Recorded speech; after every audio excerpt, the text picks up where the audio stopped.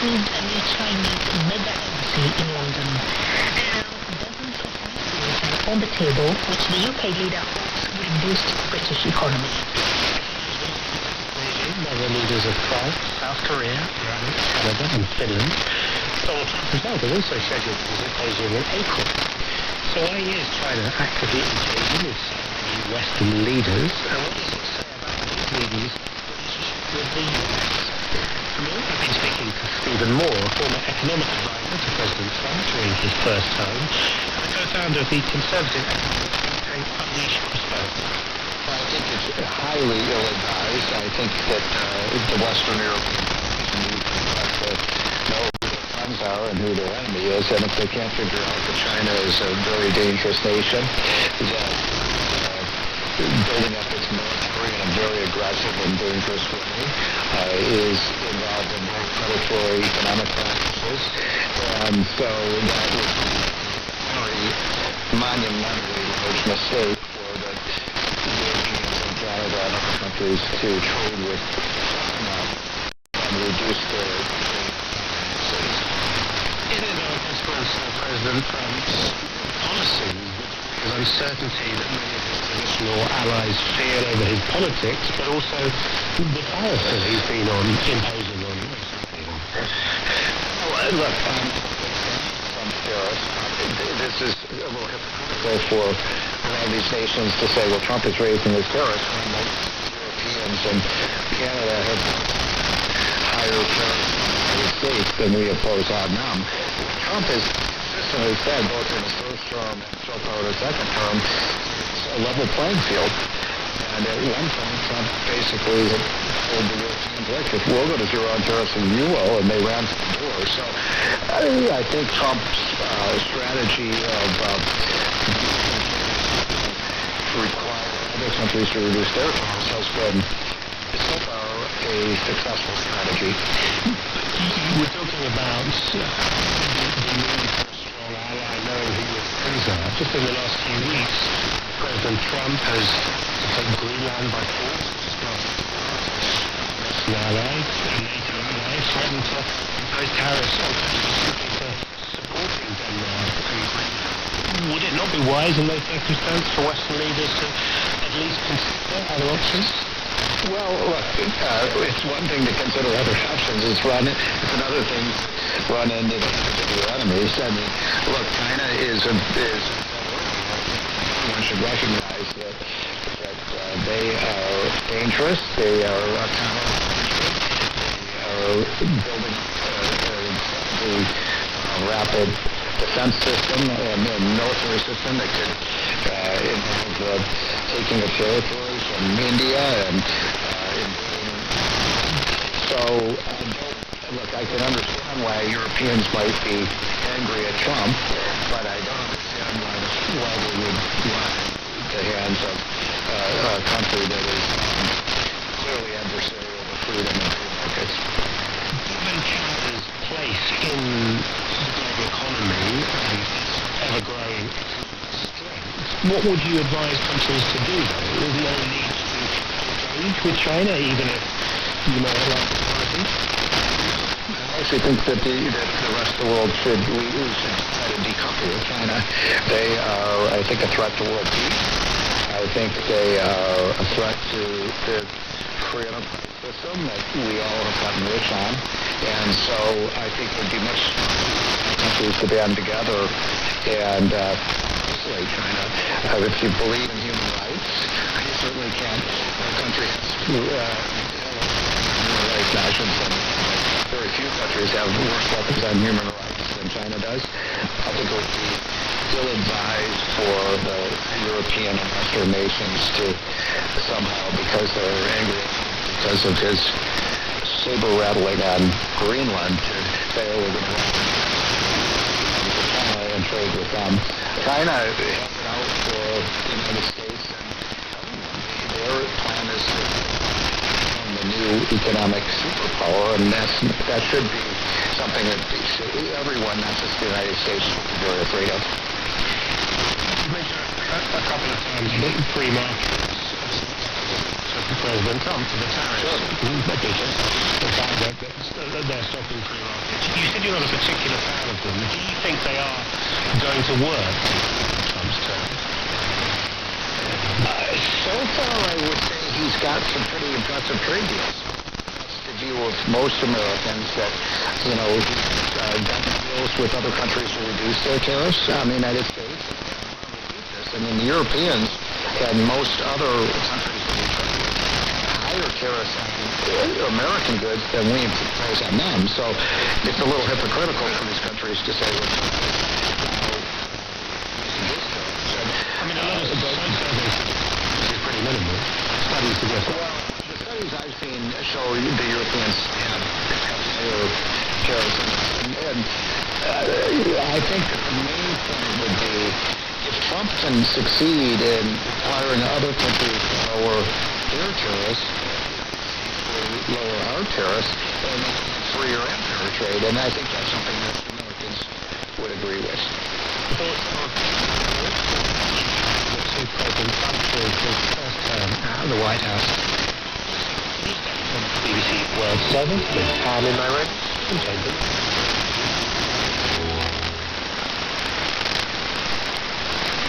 With BBC Dongle.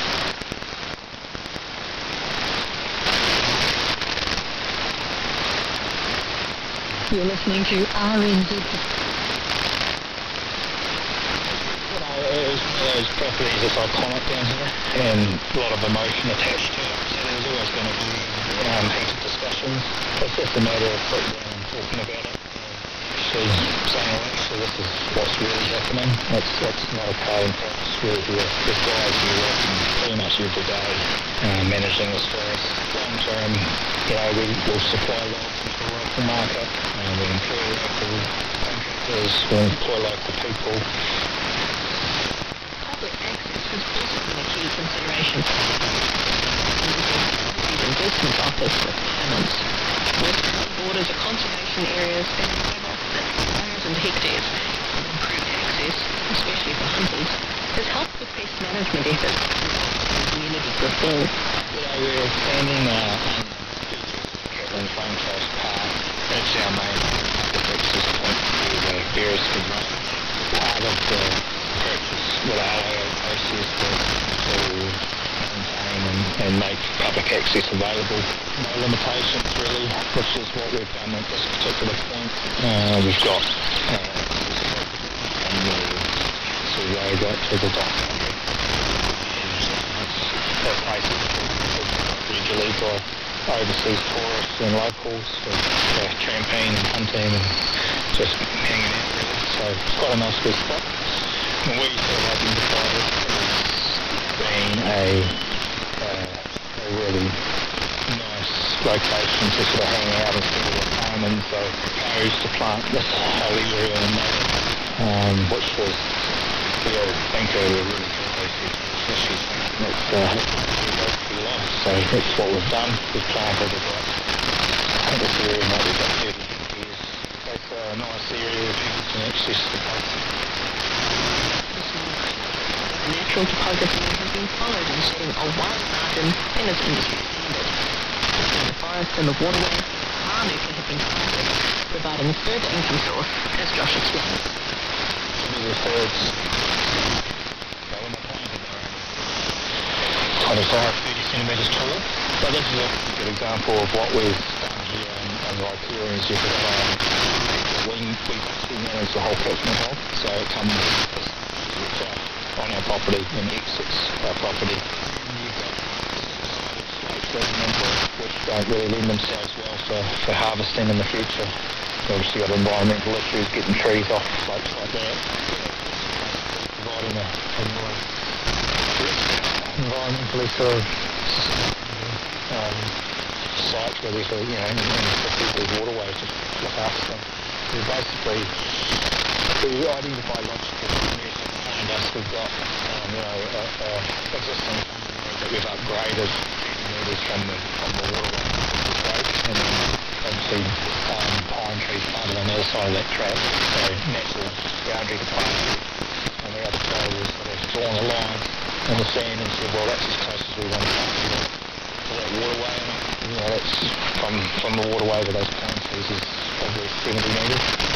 And this particular catchment is about 40 hectares as natives planted in the riparian margins, with pine tree setbacks ranging from probably 40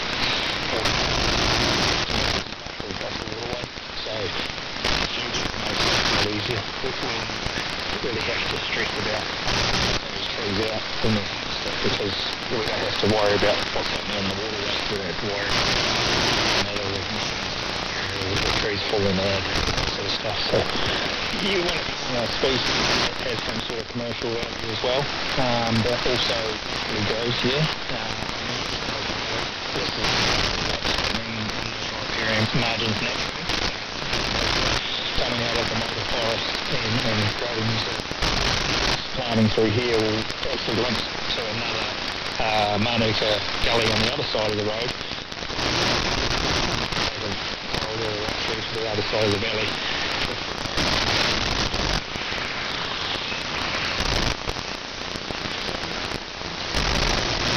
Investment's first forestry block in the country. It'll be a few years before any wood from these trees might make its way into us. Those trees not likely to be harvested until 49. Hello, maintainers. I'm Charlie. You're listening to Country Life on Ironwood National. We've gone down a few rutted and remote rural roads from Country Life. We'll find at the end.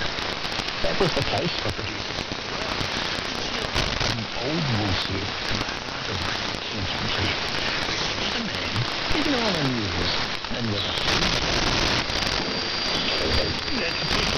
N6ACA, young N6ACA outside. The first time I was up in the bush, I remember Dad flying one and saying, if you do this, and let's catch up when you'll have a walking stick. There's a man in the bush.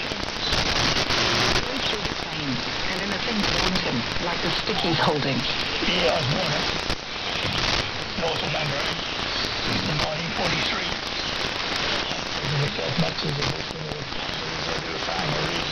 With no bush skills. Cats, goats, stuff nature gets pretty good. The walking stick has a grip. That's what we were talking about. Twisted when it was sort of poking up from the bush floor. Very, very supple, very strong. If you were making a bow out in New Zealand, sometimes you recommend that you use them because it's very strong and very bendy.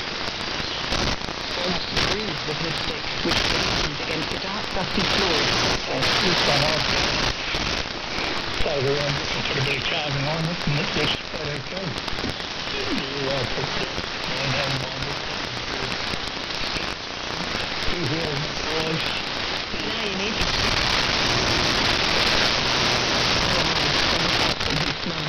you can imagine him striding through the bush in younger days. He lived his first 60 years.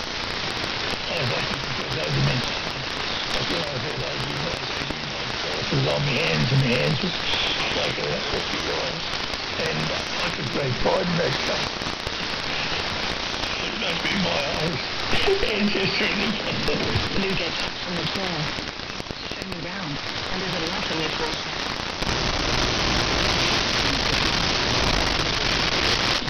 Probably about 1900, mate. A lot of people think just had campers. What is a typical old bush camp chimney? It would have been wider than the camp. This is where I only place where I have 9 foot deep. And you would cook the bush in a bush camp for say 40 men. It'd be a cook, and you'd have 6 or 8 camp ovens. Camp ovens, otherwise known as Dutch ovens. Whatever you cook in an oven, you can cook in it. Fire there, allow something for you to be better. And then when heat coming up, and that's on the top because heat rises. So you can cook pig, cook roast, and do whatever you want. A bit of a Dutch oven chef yourself? No, I can cook a roast. It's just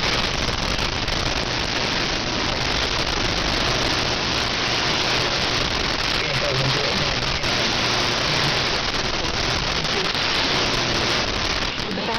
too. This is Craig's new son.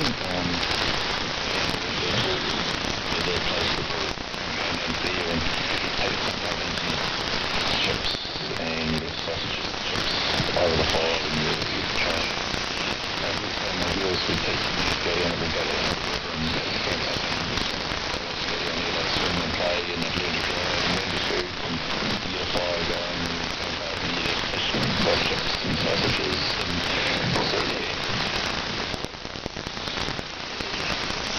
That's the thing, it's the memory and something you just carry on because it's so enjoyable to teach them the fire and teach them everything. It's just simple basic things. The floor to the ceiling, there's stuff hanging, stuff piled high.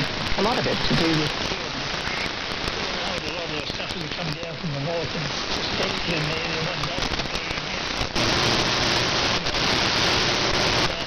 Yeah, it turns into what people call a museum, but it's collection of stuff for quite over the years. Because you're a bit of a holder, though.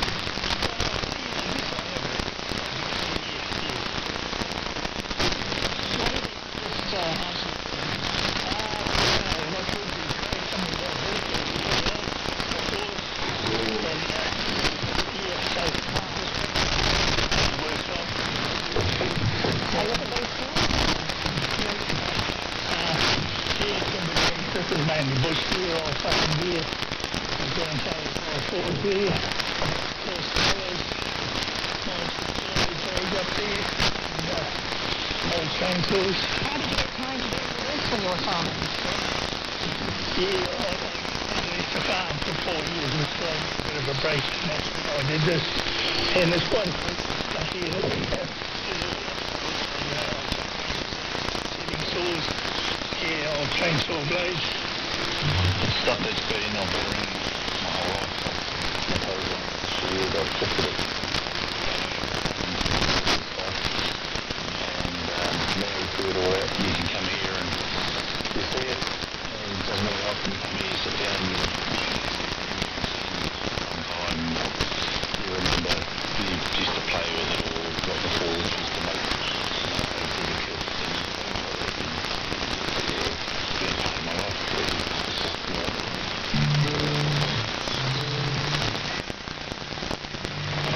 Dad's father started off and then the bush, and his father came out from America and worked, had a bunch of trees and we worked there bush there. They must have made money because they both finished up and had a little farm on the side of Mount Olive. And they later cut that up. He said he moved back up to the there was land up here that they'd worked the bush off and big bush and there was big country on the east coast, the main divide in it. They worked with it. There was half a land to become the would have been about 40 men in the bush and circus and saw, steam haulers. They had steam into the the rail was only about 4 miles. They went down to the coast and they floated it down to Auckland and by raft. To pull the logs out of the bush. Do you play around with bullet driving too? Bullokies, they called the drivers. 1900, there would have been hundreds of things around about the bush.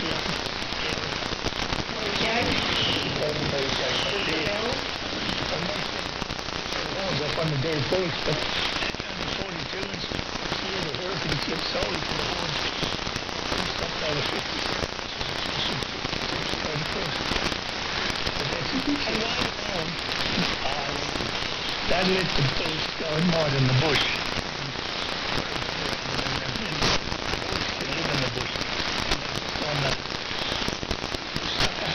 And in the morning you hear them tinkling around the hill. And they say old bullocks, a cunning old bullock, he'd mow and he'd rest. In the ponga. And so he didn't make any sound.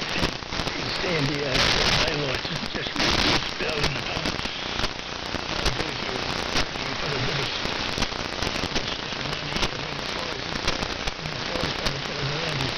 shaking his head.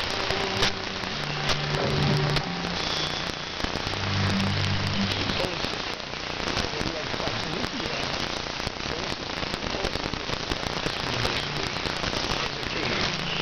to pull a big log. He had a good deal. Don't pull a 5-ton log. Yeah, and but it's an art, it's like, especially in the year. Although they didn't know about that in those days. He went on the farm and did his fair share of clearing and planting pines. He planted some of the trees. His skill was developing the land. His love was getting into the bush, but always with an eye on his wallet, because he didn't get a wage on the farm. Think about you with all the money I can get to save. I'd like to come to save for Canada.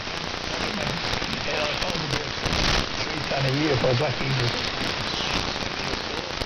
Out the old soybeans, and up to an old single banger motor, some other chassis.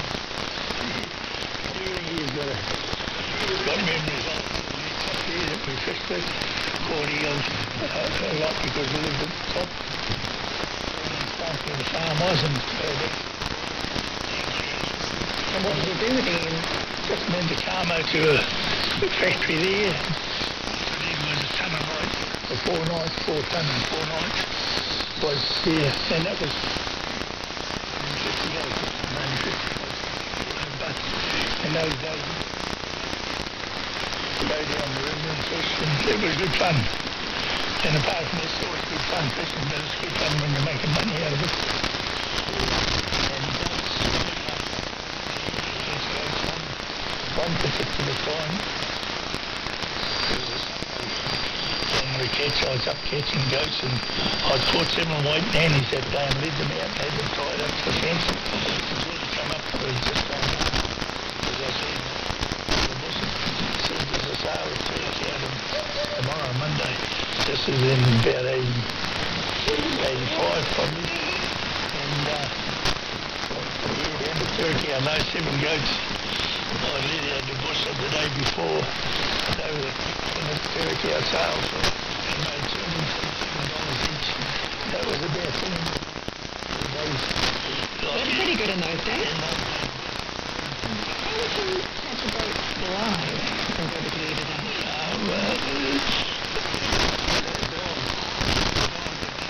Too hard to bail them up on the thing. Hard, but you put it to the beach and the ice was cut off. So they couldn't do the damage. Did that with one dog. You can hear Lou's wife, Julie. Lou's stories too. That's more what I can tell you. I love the dog. Putting fences up, putting them into grass, cutting bush, and that was my strength. I believe in farming was really developing. And 99% of it was done by hand. In those days, you saved your seed by hand. You made a sewing bag, you could carry the bags up the hill and Craig's partner puts the tape recorder down next to us, grabbing his memories before they're lost. She's also called Julie. She wants to learn more. To reopen the watershed to visitors when they're not so busy with the little kids. My name is Julie Cano. I'm French. I came 12 years ago with my backpack, as you do, just travel and go away from home. Something different. Wanted to experience something different and wanted to try some wolfing and wolfing. You came to this farm? Came to Craig's farm in N6ACA and got along and liked the place, liked the man obviously. And stayed here 12 years later and took us. I was always interested in farming. More intensive farming. My family had a farm and it was more intensive, so all indoor, feeding twice or 3 times a day, bring the food to them, cut everything, and everything's that size all year round, gone off to bring inside for the winter. And here they just eat grass all year round. It's just something that's brilliant. And I like the space. We're pretty isolated, but yes, you're alone. And you know it's there. And that's why I wanted to bring my children in. Space that they can just go outside, roam around, experience life as I love into that. What's that Oh, that's dirty. Well, it's dirty, but just put your hands in it and eat the dirt, eat the grass, touch the animals, and just figure out what it's like to...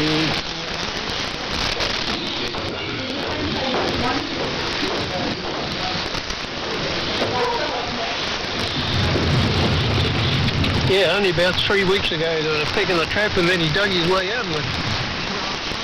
With neighbour Bernie. Yeah, you did, right. A lot of good pigs come out of that trap. A wild pig's been caught, and everyone's headed out to the back, including Julie, Lou's wife, and little Poppy, his granddaughter. The land's hilly, beautiful, and also totally surrounded by forest. There used to be logging trams on these tracks to haul the native trees out in the old days. Amazing country. It might be a steep country and some of the beautiful Beautiful little valley. Yeah, it is, isn't it? Grass where you take it all through out, Luke. Yeah, but Bernie will be... Yeah, Bobby's good at any time of the year now.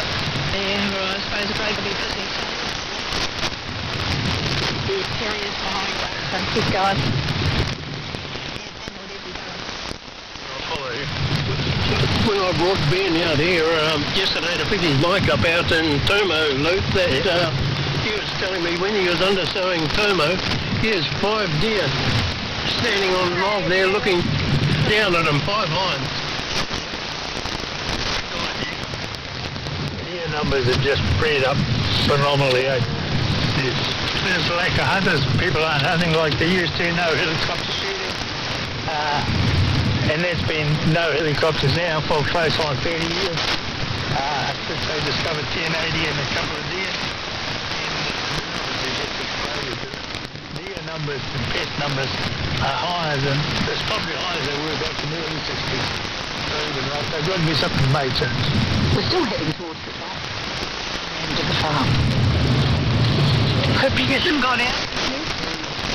No, but Who built the track? I did when I was here. I had 12 around the farm. Way to catch pigs. I used to have dogs, but you needed the traps to work while you're sleeping. And I could catch up to, well, I caught up to 10 and trapped at one time. Tell me about this pig trap. It's just a design I made, very simple. Used to cost about $100 to make one.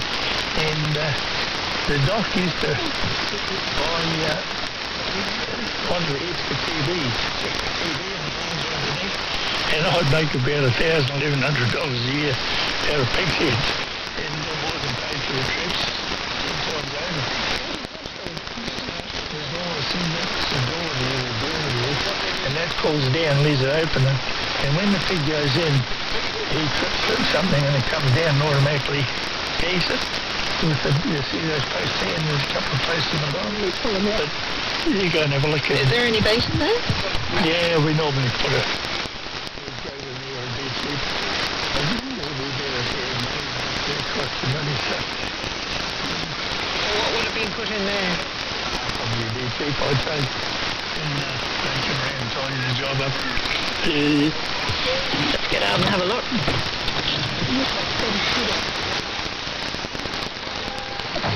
Hang on, Poppy, you're right, you stand.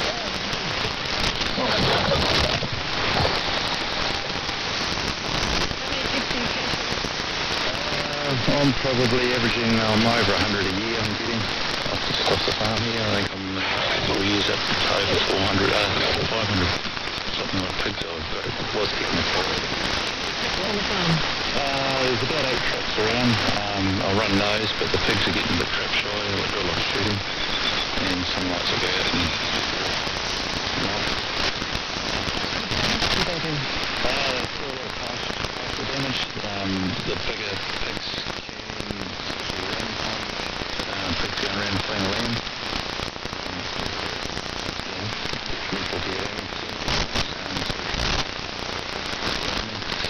And they just go around and root up all the pasture. And sometimes we can have 20, 30 hectares rooted up.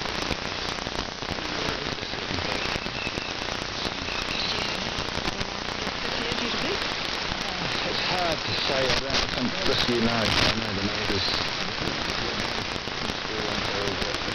planning a lot of pigs and I'm finding a lot of skinned out lambs and things. So, but yeah, I don't think I have too many problems in the last few years. Are you getting more and more pigs, or is it just... There has been a real increase with the and then the wheat roast and the hunters aren't getting into there.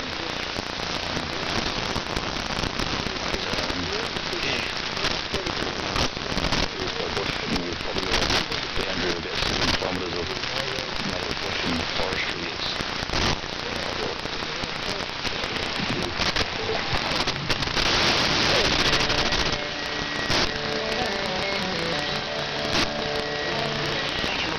The hamper comes out, and the big table's laid for lunch.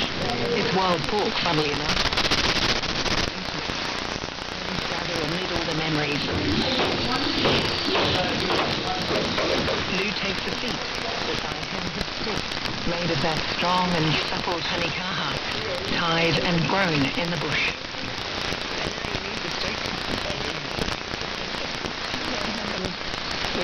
I've got diabetes and circulation packed up in my legs, feet.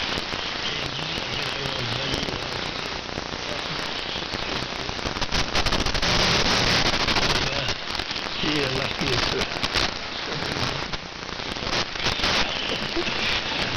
Still got one leg. well, half a foot that's cut off. Yeah, they're taking that, but I've got 5 years of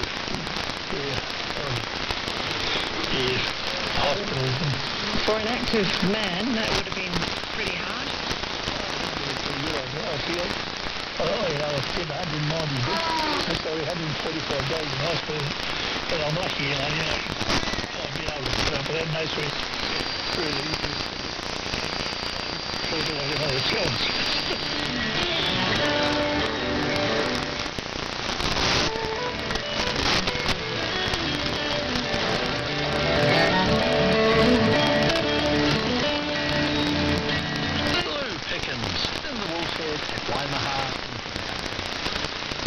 Photos on the web. You'll find the school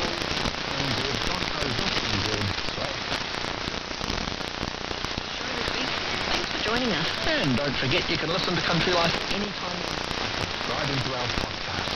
You'll find it on any podcast platform. Send us your feedback on country. From me, Janina Schwanica. And me, Duncan Smith. Taki Watch it this run again next week.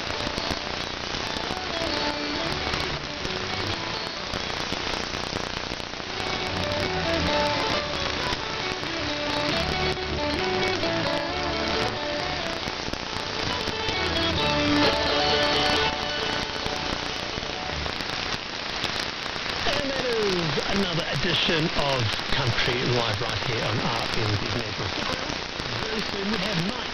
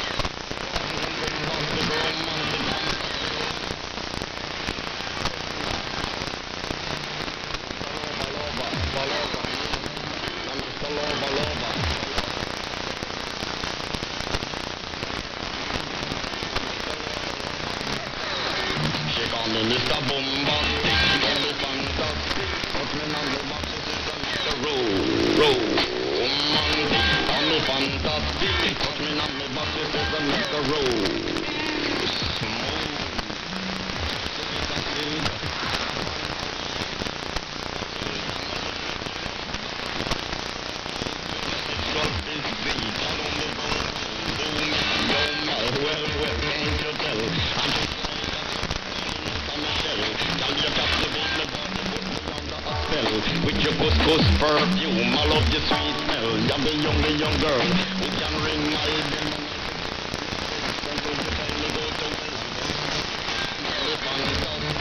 Me and me back there's a Mr. Rowe.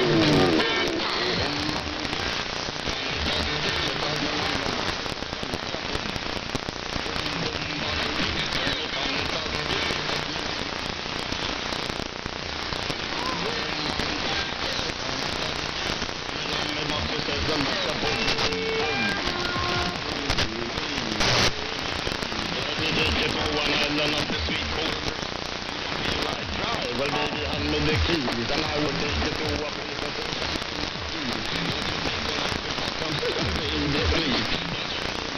because I'm a touching sneeze.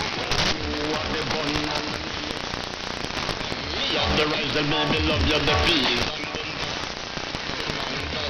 Put me on me box, it says the bun, me box, it says the pum pum pum.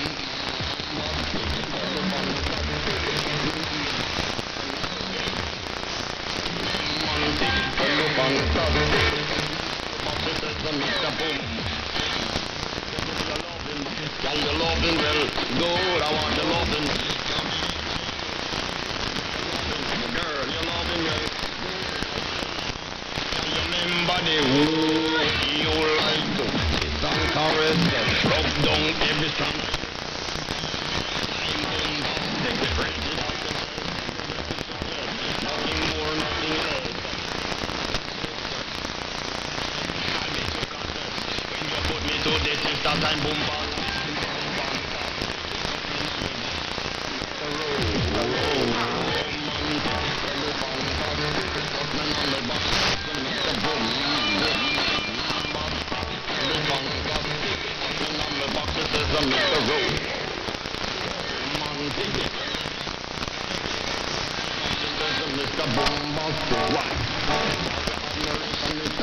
From the start, she's got a touch on girl, you know to feel it. Words, nowadays you're not free talk. I'll not chat your part. I'll get straight to the point. Only song you will hear. Then we will, and not so sweet pillow talk. And boom,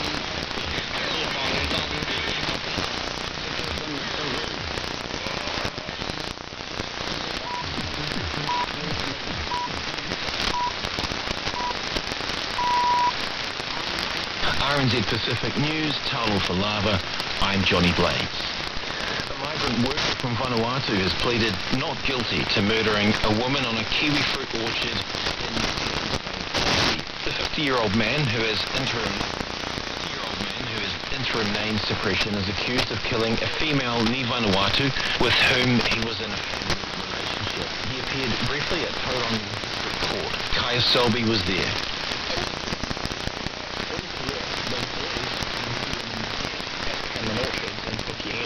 Less than 12 hours. The motor was found dead on the same property. He was a migrant worker under the RSE scheme.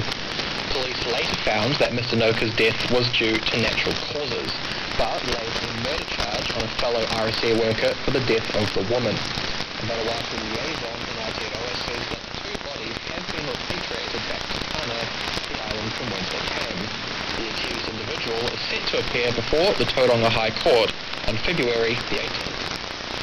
Tonga's government is yet to address immigration restrictions imposed by the United States on Tongan nationals. The restrictions, which came into effect this month, mean the US has suspended issuing certain visas to Tongans. RNZ Pacific Tonga correspondent Moala says there's been no response from Tonga's Prime Minister. He told Pacific Waves the lack of communication from the government is quite strange.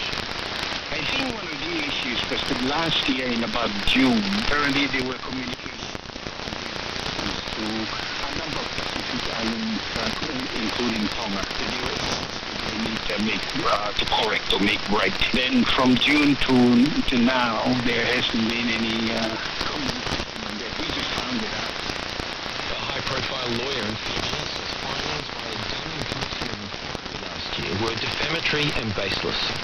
Israeli Farm made the comment while discussing a secret deal the state is negotiating with Fiji's highest-ranking Chief Justice Salesi Temo. Mr. Temo is one of several people that the inquiry alleged had lied under oath and obstructed and perverted the course of justice.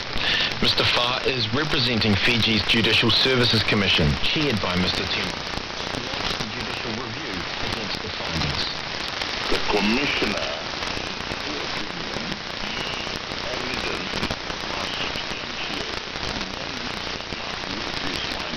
once you examine the folder, the findings would not stand up to scrutiny. The inquiry, led by Australian Judge David Tim Lewis focused on Barbara Malemo, the former head of Fiji's independent anti-corruption agency. In news from Aotearoa, a New Zealand cybersecurity company identified the person responsible for hacking into the Manage My Health portal and now wants to see justice served. In one of the country's largest ever privacy breaches, hackers being held by the privately owned patient records company Manage My Health. A hacker or group of hackers calling themselves Kazu demanded $60,000 for the stolen data. International Online Crime Coordination Centre executive Caden Scott believes they've found those responsible. We definitely want justice. We want this person to be looked into and this person to be arrested as a result of their actions. They're definitely committed for crimes there, and this isn't the only attack that they've done. They've attacked numerous other institutions. He says victims should go through law enforcement and not pay the ransom to hackers. An international relations expert says it's not surprising New Zealand won't join US President Donald Trump's Board of Peace. But at some point, we need to stop pulling our punches. The Prime Minister has rejected the US President's invitation to join the group, part of his purported peace plan in Gaza. Robert Cartman says that plan hasn't been working, with more Palestinians killed during its first phase. He says Donald Trump has set down in writing a vision for a world run by great powers directed by the US. And that is the world that Mr. Trump is working towards.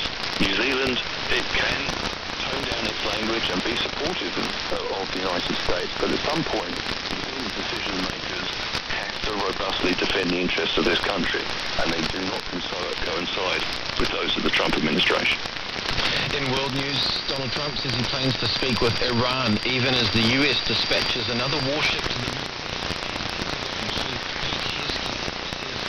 will be ready to carry out whatever the president decides. US-Iranian tensions soared after a bloody crackdown on protests by Iran's clerical authorities. Mr. Trump has repeatedly threatened that Iran continues to kill protesters, but the countrywide demonstrations over economic privations and political repressions have abated. Speaking to reporters, Mr. Trump did not elaborate on the nature or timing of any dialogue. Australia's government is closely monitoring an outbreak of the deadly Nipah virus in India. At this stage, it won't be tightening border controls.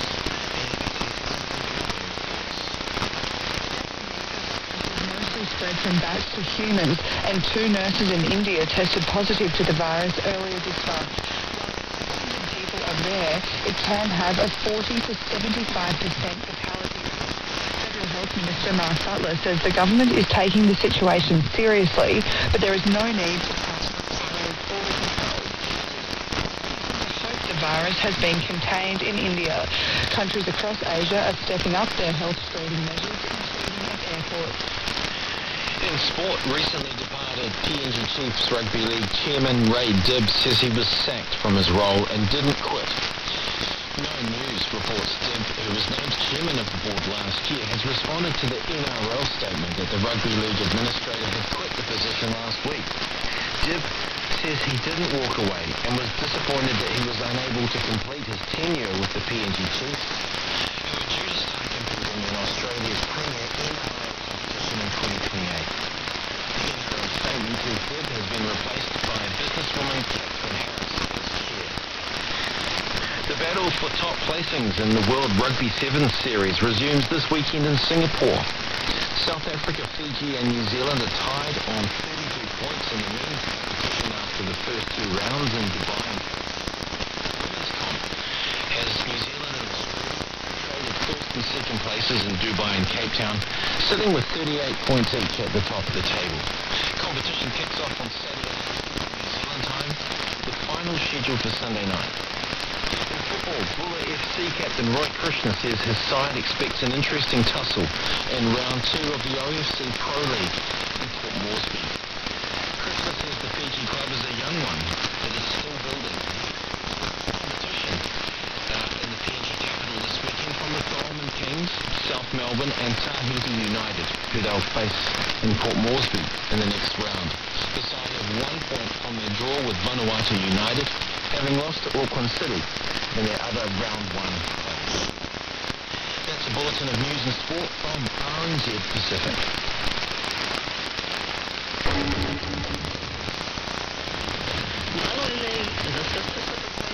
RNZ Pacific. I'm Susana Tutuiki. Coming up, Tonga PM still silent on US immigration restrictions. Also, we need to come up with a strategy to identify all these culprits. Leaders in PNG's highlands vow to put an end to gun violence. Meanwhile, in Port Moresby,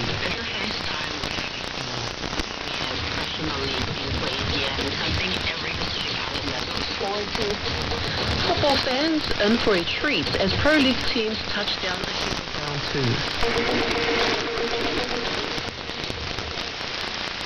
It's been a few weeks since the United States' new immigration restrictions came into effect. More than 20 countries are on the list, including Tonga. According to the White House, Tonga was on the list because they had unreliable civil documents, criminal records, lacked birth registration systems, and that its government had refused to share data and repatriate deportees. I spoke to a Tongan correspondent, Moala, and began by asking him what impacts the restrictions have had on local Tongans.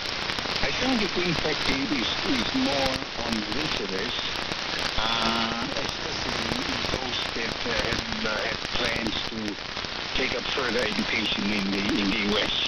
That has made a great impact on them. But these students who are planning for university education, they just can't go, and so they have to make other plans. The other thing too is that they want to travel to the U.S. for the graduation of their children, their relatives, and they also have not been able to go. In terms of permanent residency, there are no applicants for that right now because they have been stopped in the applications. So that's what's happening right now. What about for Tongan nationals who are already in the US? Have you heard from those who have a visa? Yes, they are hesitant about leaving because it means they cannot get back into the country. They are on temporary visas. In terms of those that are on permanent residency visas, the issue is that those that have had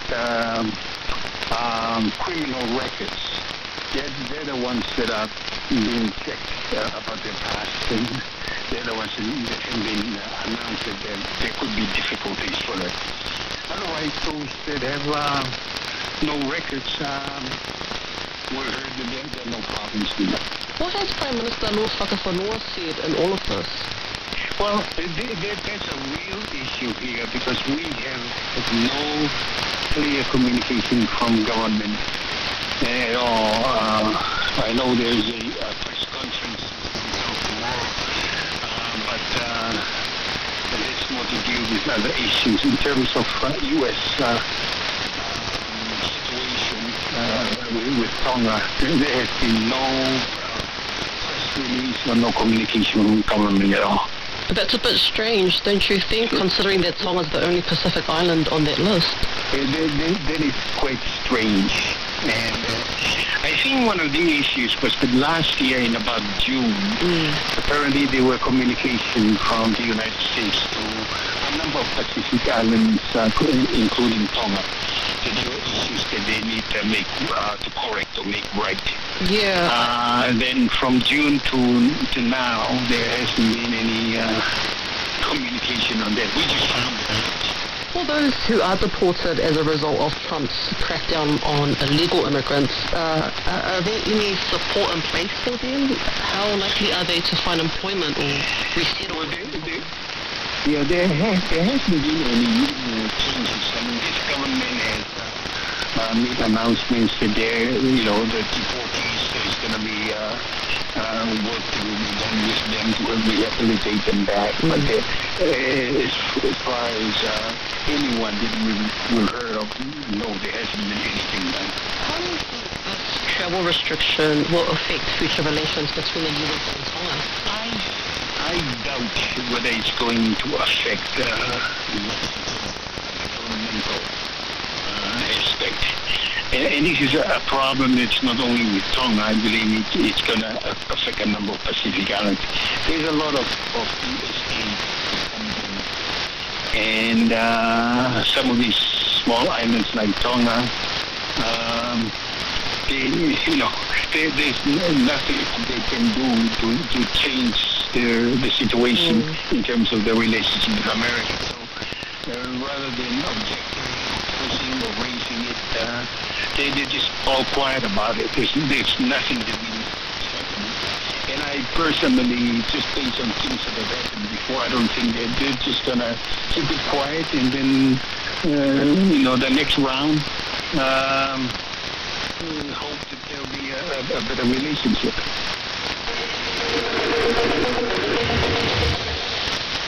The family of a man swept away in the Mahurangi River were the ones to find his body after days of searching. 47-year-old Te Kanima'eo Arobas was reported missing last Wednesday after he and his vehicle were swept away north of Auckland in last week's weather events. Tim Buckwell spoke to his family a week on from the storm.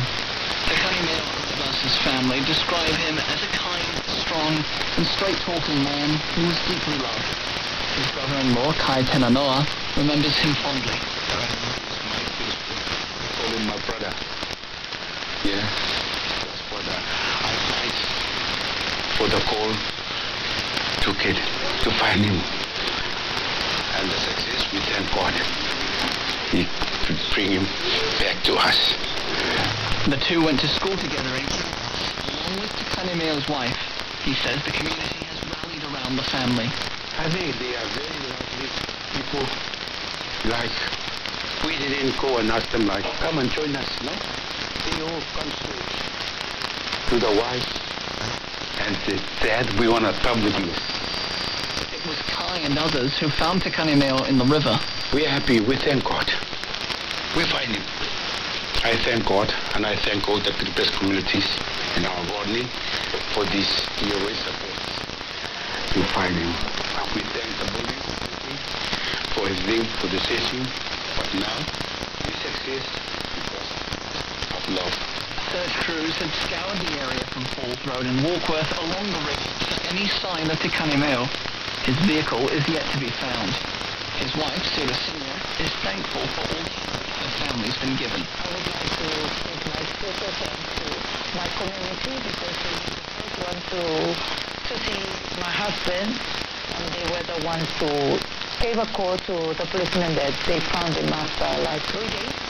She says the Kiribati community has helped her get back on her feet. They're very supportive. They came and they told me like, you'll be attending like, your husband. She's been set up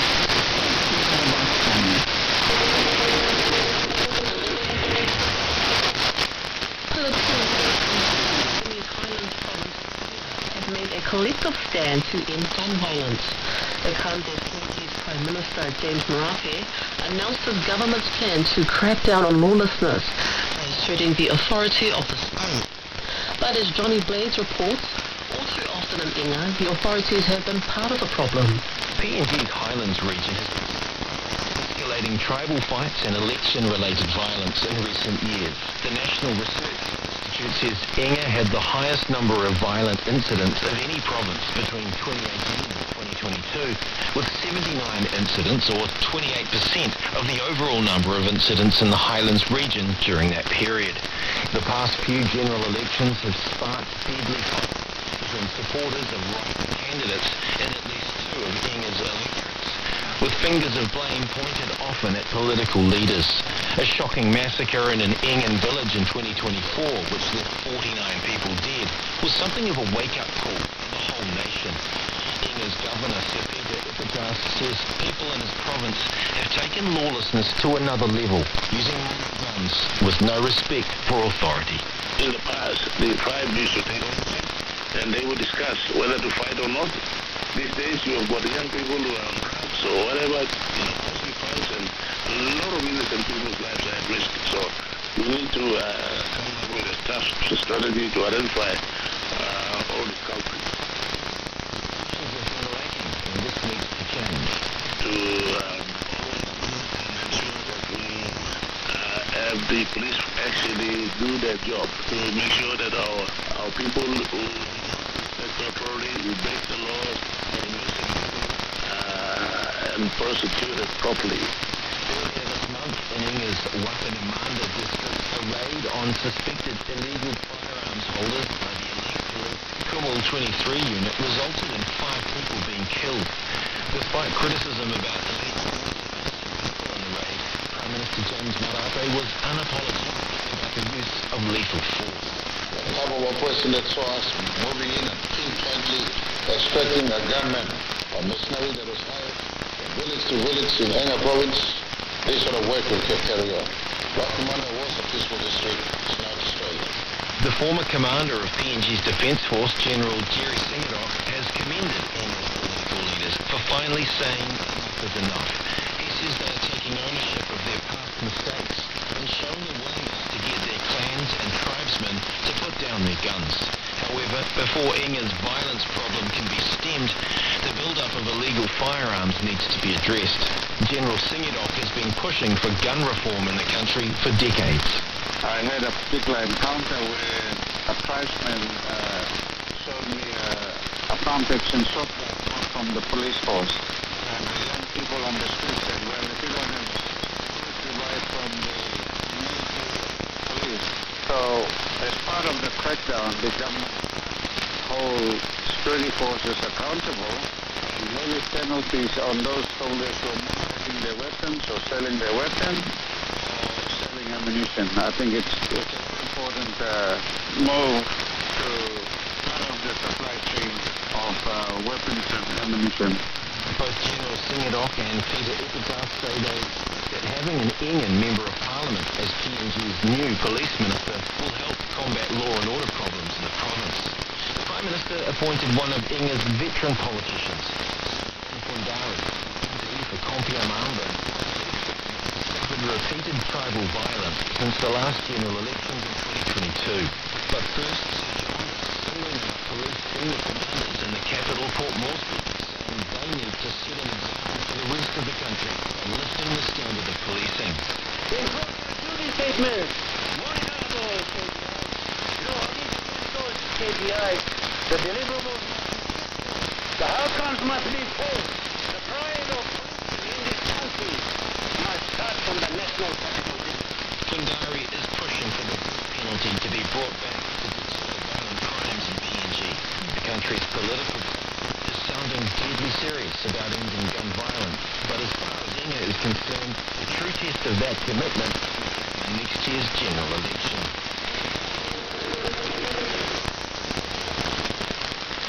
Round 2 of the OFC Pro League kicks off this weekend in Papua New Guinea. Teams are already arriving into Port Moresby. Organisers say the capital is a hive of excitement as fans gear up for what promises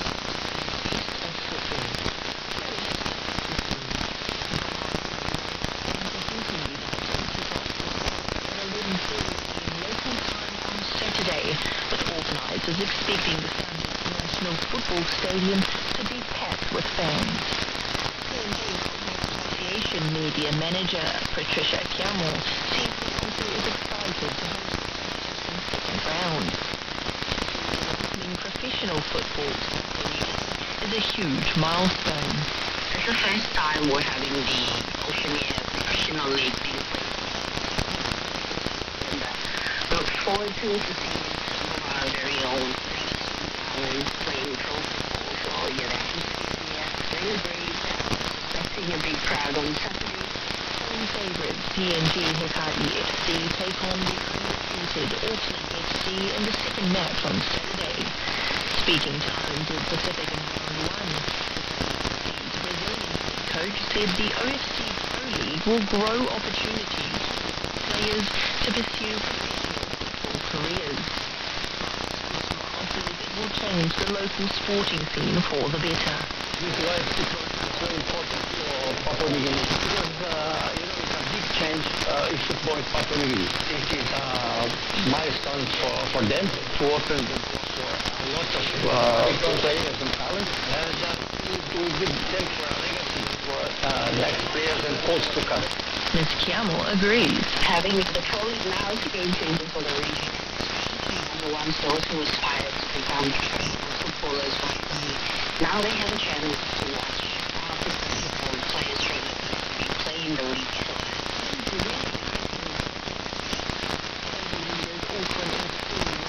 Team to arrive in Port Moresby on Tuesday.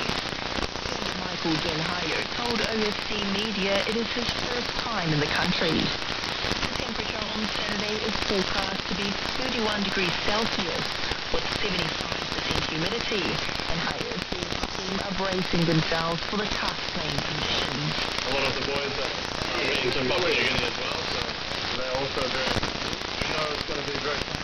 We know it's not easy for us, but we're very excited. We'll be a bit proud as well. With 3 victories in round 1, Heyer says they were hard-earned wins. He expects competition to remain tough heading into round 2. Every team in this competition is not easy. It's going to be a massive challenge. You see in 3 games that we've played, we have moments throughout it. So we are not taking anything for granted, and we're looking forward. Sid will be playing the opening match. Upon landing on Wednesday, Vanuatu's Alex Samuel told local media the first round was a learning experience, and they look forward to redeeming themselves in the second round. Yes, we have the first round in Auckland, we drew 1, but we improved from our mistakes and we look forward to the second round this weekend. I think one thing is we have a lot of when we went for a lot of them, it was their first experience on the professional level, but it's good we had this first experience in Auckland, and we look forward and know that we will improve in this second round. Captain Roy Krishna shared while their team is also full of young players new to the professional scene, Krishna says they are adjusting well. And our boys are ready and they are looking forward for the good round 2. Look, we're just going to focus on ourselves, what do we have to do on the field to get the result, and we go. The rest of the teams are all touching down in Port Moresby. Those opening Saturday matches again, Vanuatu United versus Tahiti United at 11:30 a.m. PNG time, followed by PNG Hikari FC taking on Auckland United at 3:30 p.m. For all round 2 match fixtures, table standings and team lineups, go to ofcproleague.com. That's Pacific Waves for today. For all episodes, head over to rnz.co.nz/. We're also on Spotify and iHeartRadio. From myself and the RNZ Pacific team, so far, Suisa.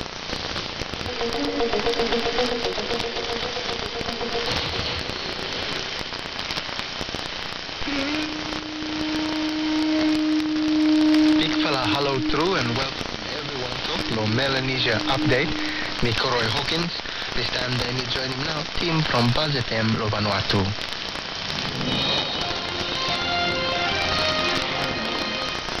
Vanuatu Nightly News, brought to you by National Bank of Vanuatu, Vanuatu's own bank. New Zealand's new protected water zones with major projects on the spotlight. Vanuatu marks the end of Day amid ongoing health challenges. Fruit Fest returns in November with expanded program, and National Football Academy selects the future 3-round prospect. Good evening and welcome to Vanuatu Nightly News. I'm Jessica Sakau. Leading our news tonight, opposition leader signals the tough oversight as PAC resume work meeting under Shadrach chairmanship. Opposition leader Alato Ishmael confirms the opposition is ready to intensify scrutiny of public expenditure with the expected commencement of Public Accounts Committee PAC deliberations under the chairmanship of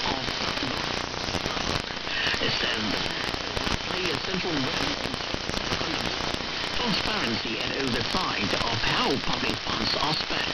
People Bambali look out for long House Committee deliberations from long this year and the long chairman. Bambai got full of investigations, more Bambai, some full of people, bring him more public allowance for them long limit costs. Bambai focus long on leaders, private individuals. Consequence, the opposition has received multiple complaints from the public regarding the misuse of public money, some of which have already been referred to for investigation. Hearings will be conducted publicly with those implicated to be summoned and questioned, and consequences pursued were wrongdoing circuit. Some prosecutions expected to take place this year. Some complaints Public House Committee. All complaints no more long people on misuse of money.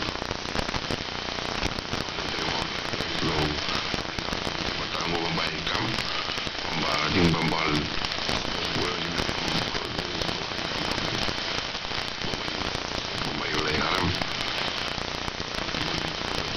implicated and all consequences for them problem. Also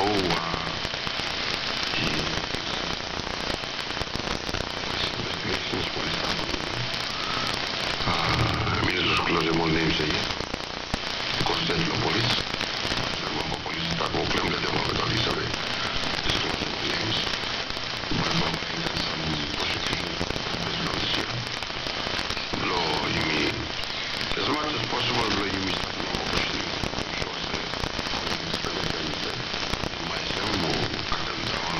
planned corruption. Law you mean government is responsible. So law pushing law this year by flash more.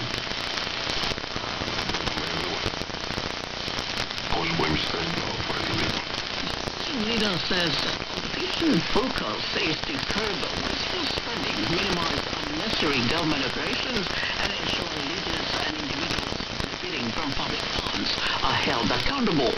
It stresses that the opposition will work throughout the year to ensure public expenditure is managed properly and serve the best interests of the people of Vanuatu.